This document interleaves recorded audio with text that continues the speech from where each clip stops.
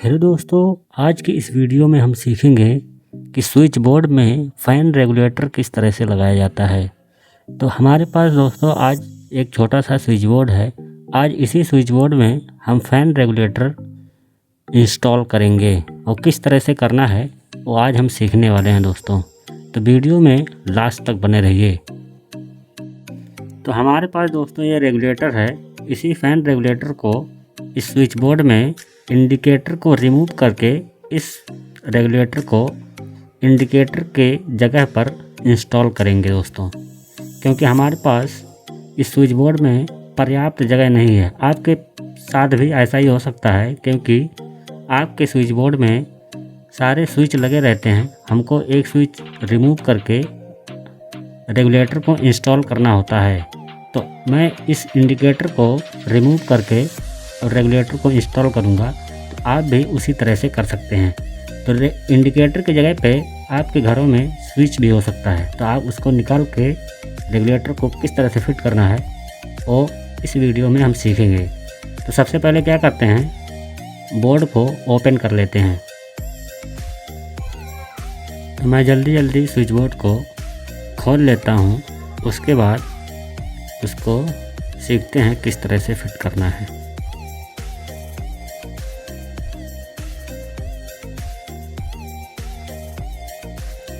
तो देखिए दोस्तों, हमारा यहाँ पे ऑलरेडी कनेक्शन पहले से किया हुआ है, क्योंकि यहाँ पे इंडिकेटर और एक स्विच और एक सॉकेट का कनेक्शन था। तो मैं इसकी वायरिंग को पहले रिमूव कर लेता हूँ यहाँ से। उसके बाद रेगुलेटर को फिट करते हैं। तो यहाँ से मैं देखिए दोस्तों मैं रिमूव कर दिया हूँ। अब हमको इंडिकेटर को निकालना है। तो इंडिकेटर को निकालने के लिए यहाँ पे ये मॉड्यूलर स्विच बोर्ड है। तो इस यहाँ पे लॉक होता है। लॉक को इस तरह से टेस्टर से प्रेस करेंगे तो ईजिली रिमूव हो जाता है। देखिए दोस्तों, देखिए इस तरह से रिमूव हो जाता है। ज़बरदस्ती करेंगे तो लॉक टूट जाएगा। तो ऐसे ही आपको भी निकालना है अगर मॉड्यूलर स्विच बोर्ड है तो अब उसी तरह से इसको फिट भी करना है, क्योंकि रेगुलेटर भी मॉड्यूलर ही है। तो आप इस तरह से एक तरफ दबाएंगे और दूसरी तरफ से ऐसे प्रेस करेंगे और ईजिली बैठ जाएगा आराम से। देखिए बैठ गया दोस्तों। ऐसे आप भी स्विच बोर्ड में बैठा सकते हैं, इंस्टॉल कर सकते हैं। अब इसके कनेक्शन के तरफ बढ़ते हैं दोस्तों। तो हमारा ये स्विच है, इसी के साथ हम रेगुलेटर का कनेक्शन करेंगे।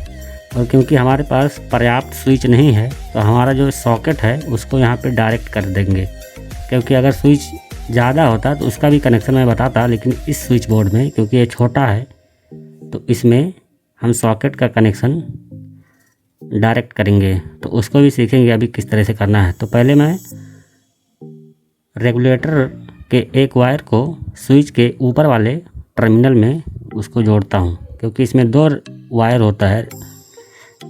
रेगुलेटर में दो वायर होता है। तो एक वायर को स्विच के ऊपर वाले टर्मिनल में जोड़ना है कुछ इस तरह से, और उसको अच्छे से टाइट कर देना है।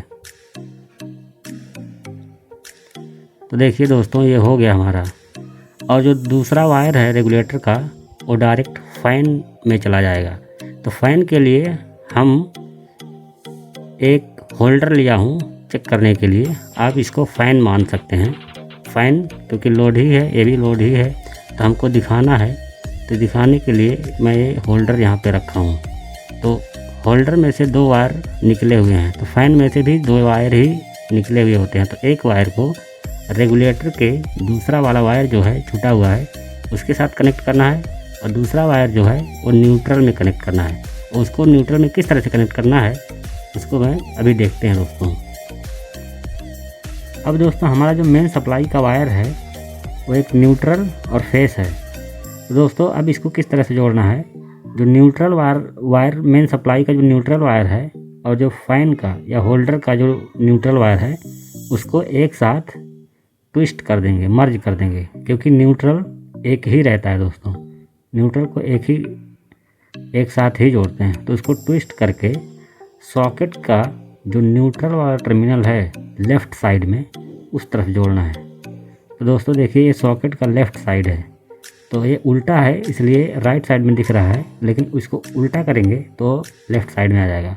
वहाँ एन भी लिखा रहता है, न्यूट्रल वहाँ पे लिखा रहता है दोस्तों। उसको न्यूट्रल वाले टर्मिनल में ही जोड़ना है। तो जोड़ के मैं इसको टाइट कर देता हूँ। उसके बाद फेस वाला वायर जोड़ते हैं। अब देखिए दोस्तों हमारा न्यूट्रल वाला कनेक्ट हो गया है। अब जो मेन सप्लाई का फेस वायर है उसको हमको जोड़ना है स्विच में, स्विच के नीचे वाले टर्मिनल में जोड़ना है दोस्तों फेस को। यानी स्विच के जो नीचे वाला टर्मिनल होता है उधर हम फेस कनेक्ट करते हैं। तो हमको सॉकेट को डायरेक्ट करना है, तो हम एक छोटा सा टुकड़ा लेंगे, उसको उसी से उसके साथ ट्विस्ट करके लगाएंगे, क्योंकि हमको सॉकेट को डायरेक्ट करना है। तो कुछ इस तरह से स्विच के नीचे वाले टर्मिनल में जोड़ देंगे और फिर इसके स्क्रू को अच्छे से टाइट कर देंगे। अब जो वायर है उसको जिसके साथ हम ट्विस्ट किए थे फेस वाले वायर के साथ, उसको सॉकेट के राइट साइड में जोड़ना है। अब इससे क्या होगा दोस्तों, हमारा जो सॉकेट है वो डायरेक्ट रहेगा, वो स्विच से ऑपरेट नहीं होगा। सप्लाई आएगी तो स्विच ऑन हो जाएगा, लेकिन हमारा जो होल्डर है या फैन है वो ऑपरेट होगा स्विच से, क्योंकि हमने स्विच के साथ फ़ैन का कनेक्शन किया है या होल्डर का कनेक्शन किया है। सॉकेट को हमने यहाँ से कर दिया डायरेक्ट। तो दोस्तों आप देख सकते हैं सप्लाई जो है स्विच में आई है और स्विच के साथ डायरेक्ट सॉकेट में चली गई है। तो हमारा सॉकेट जो है यहाँ से हो गया डायरेक्ट और स्विच के साथ रेगुलेटर का कनेक्शन है, रेगुलेटर के साथ होल्डर का कनेक्शन किया हुआ है। तो अब इसको फाइनली टेस्ट कर लेते हैं कि ये वर्क कर रहा है कि नहीं। सबसे पहले मैं इसमें टेप लगा देता हूँ। जो फ़ैन का वायर हमने रेगुलेटर के साथ जोड़ा था उसमें आप ऐसे टेप लगा सकते हैं सेफ्टी पर्पज़ के लिए। उसके बाद हम इसको फाइनल टेस्ट करते हैं। और दोस्तों हमने सप्लाई ऑन कर दिया है, अब इसको चालू करके देखते हैं। देखिए दोस्तों ये हमारा बल्ब जो है वो ग्लो कर रहा है, यानी 1 नंबर पे इतना स्लो जल रहा है, 2 नंबर पे थोड़ा सा तेज़ हुआ, 3 नंबर पे और थोड़ा सा तेज़ हुआ, अब 4 नंबर पे एकदम तेज़ हो गया दोस्तों। तो इस तरह से आप भी फ़ैन रेगुलेटर की फिटिंग अपने घर पे ईजिली कर सकते हैं। और इलेक्ट्रिकल रिलेटेड वीडियो देखने के लिए आप हमारे चैनल को सब्सक्राइब कर सकते हैं। धन्यवाद।